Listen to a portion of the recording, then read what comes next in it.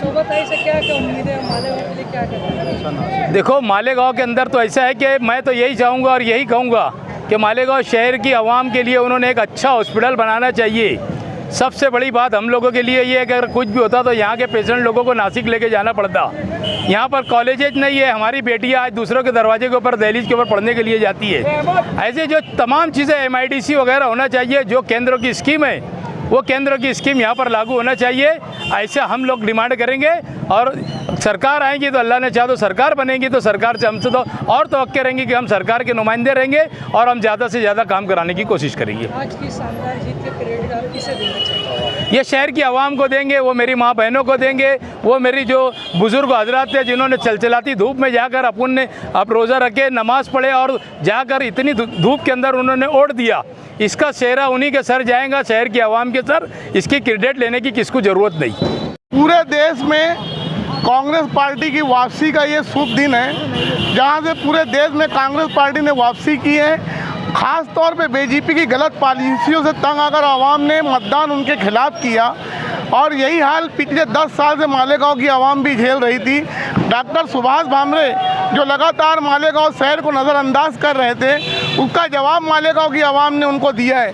और दूसरे मानों में मैं बोलना चाहूँगा कि एजाज बेग साहब के सदर बनने के बाद ये एक पहली जीत है हमारी।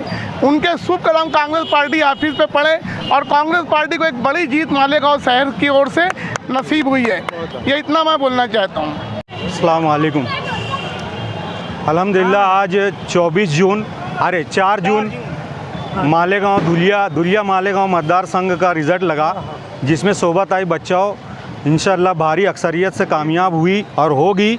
उसके अंदर कुछ रिकाउंटिंग का मसला चल रहा था, उसके बाद भी अल्लाह की ज़ात से उम्मीद है वो जीतेगी ही। जीतना के अंदर उसके पूरे मालेगांव की आवाम और पूरे क्षेत्र की जो अक़लियत है, जो ये गवर्नमेंट से पूरी थक हार चुकी थी, इस गवर्नमेंट से बदजन थी, परेशान थी, इसको हराने के लिए जो तरीके से सब एक साथ लगे हुए थे, ये मालेगांव की, धुलिये की और पूरे मतदार संघ की आवाम की जीत है कि अल्लाह ताला ने हमको कामयाबी नसीब फरमाई। और आगे भी अल्लाह की ज़ात से उम्मीद है कि इंशाअल्लाह हम शोभाताई बच्चों से अच्छा काम लेकर क्षेत्र के तरक्की के लिए कुछ काम करेंगे।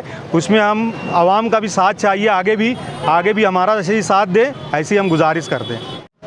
आज 4 जून को जो निकाल हुआ है, हमारे पूरे भारत देश का जो चुनाव था, उस चुनाव के अंदर हमारे नेता श्री राहुल गांधी ने जिस तरीके से पूरे भारत में कश्मीर से कन्याकुमारी और त्रिपुरा से, मणिपुर से लेकर के मुंबई तक जो न्याय यात्रा निकाली थी, उसका असर हमको पूरे देश में देखने को मिल रहा है। दूसरा ऐसा मैं बोलना चाहूँगा, ये पहली मर्तबा ऐसा इलेक्शन हुआ है कि जो पूरे भारत, मालेगांव में नहीं, पूरे हल्के में नहीं बल्कि पूरे भारत में आवाम ने इस चुनाव को अपने हाथ में ले लिया था कि किसी भी तरीके से जब हमको ये बीजेपी का जो नारा है 400 का पार, अब हम इसको करना चाहते हैं तड़ी पार।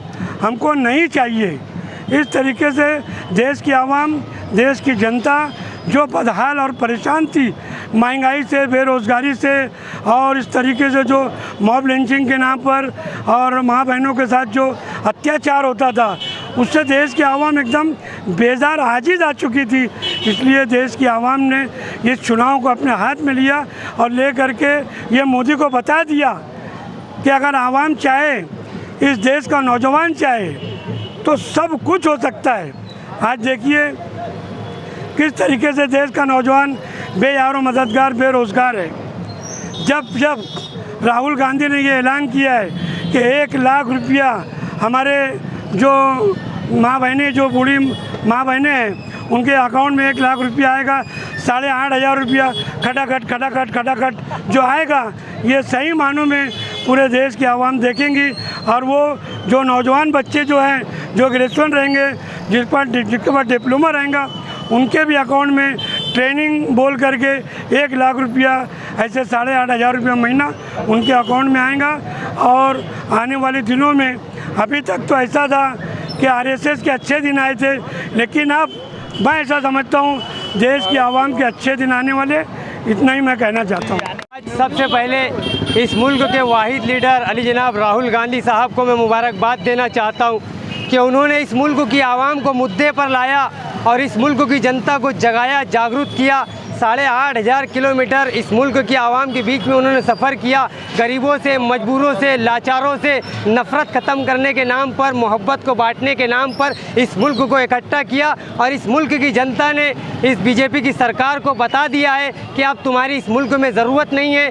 मैंने रिज़ल्ट देखा कि अयोध्या के अंदर वहाँ से बीजेपी की सीट हारी।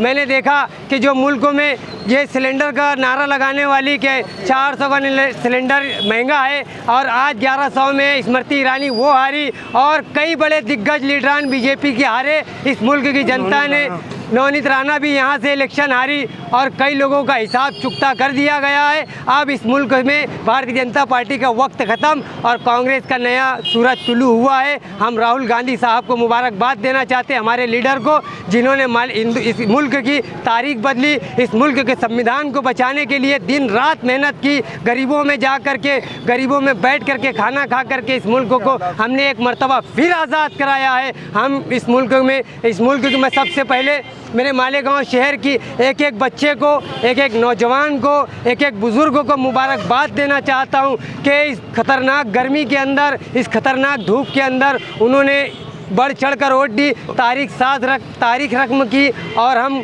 यहाँ पर बड़े खुश हैं। कांग्रेस पार्टी के दीगर लीडरान, मेरे ज़िम्मेदारान और हम मालेगांव शहर की आवाम के शुक्रगुजार हैं, जिस तरीके से उन्होंने कंधे से कंधा मिलाकर तमाम रंजिशों को बालाए ताक रखकर कांग्रेस पार्टी के लीडरान को कामयाब किया। शोभाताई बच्छाओ, एजाज बेग साहब के नेतृत्व में हमने काम किया। शोभाताई बच्छाओ से हमें उम्मीद है कि कांग्रेस पार्टी की सरकार बनेगी और मालेगांव शहर में एक मर्तबा फिर तामीर और तरक्की के काम होंगे। जय हिंद, खुदा हाफिज़, अस्सलाम वालेकुम।